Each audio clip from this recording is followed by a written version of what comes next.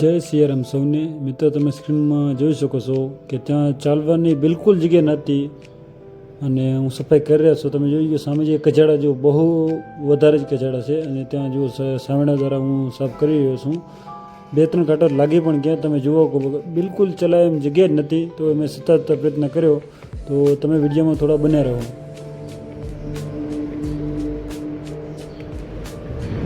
હા, થોડી સફાઈ બાદ તમે જોઈ શકો ચાલે જેવો થોડો રસ્તો મેં કર્યો છે. અને જુઓ સામે કચરા છે એ થોડો બહુ તો એકદમ, કારણ કે એકલો માણસ તો કેટલું કરી શકે, વિડીયો શૂટ કરવાનું કામ કરવાનું બહુ જ હોય. તો મેં મારા પ્રયત્ન જેટલો ત્યાં સુધી મેં સરસ પ્રયત્ન કર્યો છે.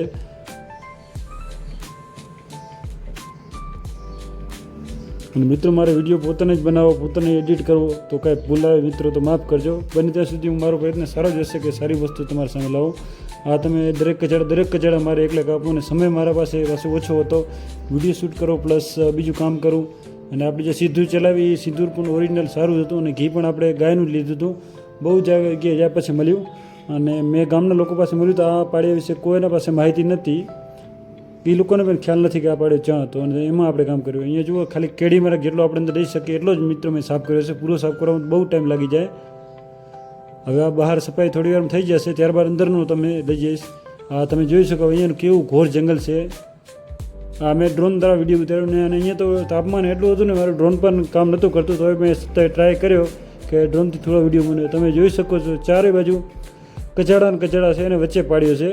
તો તમે વ્યવસ્થિત ધ્યાન દઈને જોશો તો તમને પાડ્યું દેખાશે. એની અંદર આ એક પાડ્યું દેખાય રહ્યો, વચ્ચે મારો સામાન પડ્યો છે અને એક પાડ્યો એ સામાન પડે અને પાછળની સાઈડ છે. પૂરું જંગલ જેવું છે. એક સાઈડ ગામ છે પણ કોઈ આવ્યું નહીં. મેં એકલી બધું સાફ સફાઈ કરી છે. પ્લસ વિડીયો ઉતારવા બહુ ટાઈમ લાગે મિત્રો.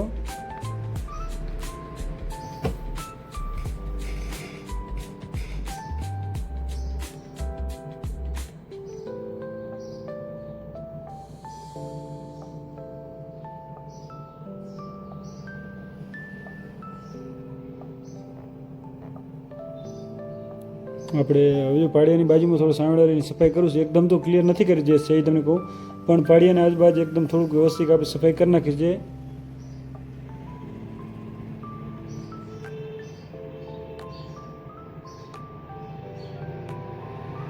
હવે અંદરની સાઈડ જે દિવાલ છે અંદર કેળી માર્ગ એટલું બનાવી દીધો છે. એકદમ તો આપણે સાફ નથી કરી શક્યા પણ કેળી માર્ગને ચલાવ્યો રસ્તો કરી નાખ્યો છે. અને આ જગ્યાએ તમને કહું કે દેવભૂમિ ત્રંબો તેની સામે શમશાનની બાજુમાં છે. હજી ગામ લોકોને ખ્યાલ નથી. આ સીધો જુઓ એકદમ કેળી માર્ગ, મતલબ કે આપણે પહેલાં જૂના ચાલતા એ પણ રસ્તો બનાવી નાખ્યો છે. મતલબ બેનને પાડી જગ્યાએ આમ જઈ શકશો. આ જુઓ બહારની સાઈડ કાંટા હતા એ અંદરથી મેં શૂટ લીધું છે. અહીંયા શું મિત્રો તમને લાગે ફોન પણ કામ ના કરે, ફોન પર હીટિંગ થઈ જાય તો એટલું બધું ડ્રોન પણ હીટિંગ બહુ તાપમાન બહુ હાઈ છે, તમને ખ્યાલ જ છે. અહીં તોય મેં પ્રયત્ન કર્યો કેવી રીતે બનવું, કારણ કે તમને ખ્યાલ હશે એક માણસ વિડીયો ઉતારો પ્લસ કામ કરવું બહુ જ મુશ્કેલ બને. પણ તોય મેં સતત ટ્રાય કર્યો. મેં કીધું મારી મહેનત લંગ લાવશે. હા, તમે જોઈ શકો છો પછી મારા પાસે લાઇટર પકડ તેનાથી જ મેં કાપ્યું. ધાર્યું નહીં બધું લેવાનું ભૂલી ગયો હતો, કારણ કે એટલી બધી ઝડપી નીકળી ગયો અને તમને ખ્યાલ છે કે આ જંગલમાં છે.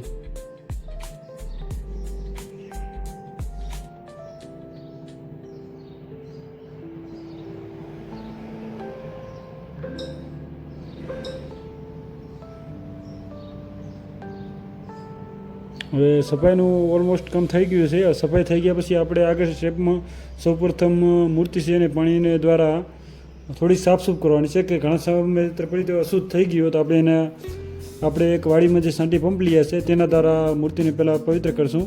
આ કાંટામાં તો બહુ વાર મને 1-2 કાંટા અંદર લાગી પણ ગયા, પણ નથી કે થોડી મહેનત કરો, થોડો ટાઈમ લાગે. પણ તમે લોકો વિડીયોને શેર કરો જેથી ખ્યાલ પડે કે આવા કાર્ય કરતા લોકો પ્રેરાય, એના માટે છે.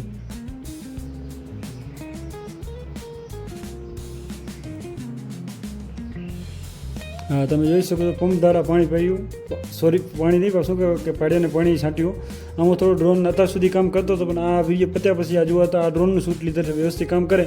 પણ આના પછી એટલો ડ્રોન પણ હિટ થઈ ગયો કે જીપીએસ નામનું ડ્રોન પણ સંતુલન ગુમાવી દેતો હતો. અને એના પછી મેં મોબાઈલ શૂટ કર્યું તો તમે જોઈ શકો કેટલું સરસ શૂટિંગ આવી ગયું છે, કારણ કે કોઈ મોબાઈલ સ્ટેન્ડ પકડાવવાનું નહોતું. તો પણ આપણે વ્યવસ્થિત પાડ્યાની પાણી દેવા વ્યવસ્થિત આ સાફ શીખે ગયા પછી આપણે વ્યવસ્થિત કાપો લઈશું અને તેના દ્વારા પાડ્યાને પહેલાં આપણે સાફ કરીશું. એક પાડિયાની થઈ ગઈ. હવે આપણે બીજા પાડિયાની છે એની પણ અહીંયાથી જૂનો પંપ એક આવી ગયો હતો. એના વડે જોઈ શકો છો કે એકદમ વ્યવસ્થિત જૂની ધૂળ રહી જતી, બાવા ચોટી ગયા હતા, બધા આપણે આ પંપની મદદથી સરળતાથી નીકળી ગયા હતા. તો તમે વિડીયોમાં બન્યા રહો.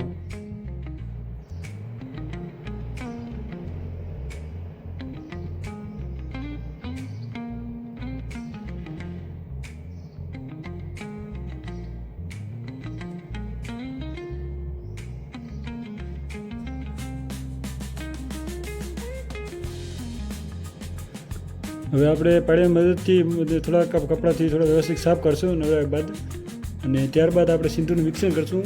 એ વિડીયો જોવાનું તમે ભૂલશો નહીં મિત્રો. એકદમ વ્યવસ્થિત આપણે સાફ કરી નાખ્યું છે. હવે એની અંદર આપણે સિંદૂર લગાવવાનું છે. તમે મિત્રો જોજો, આ બીજો પાડ્યો છે એને પણ આપણે થોડા ગાભા વડે સાફ કરી નાખીશું. વ્યવસ્થિત એક સારું કપડું સાફ કરી નાખીશું.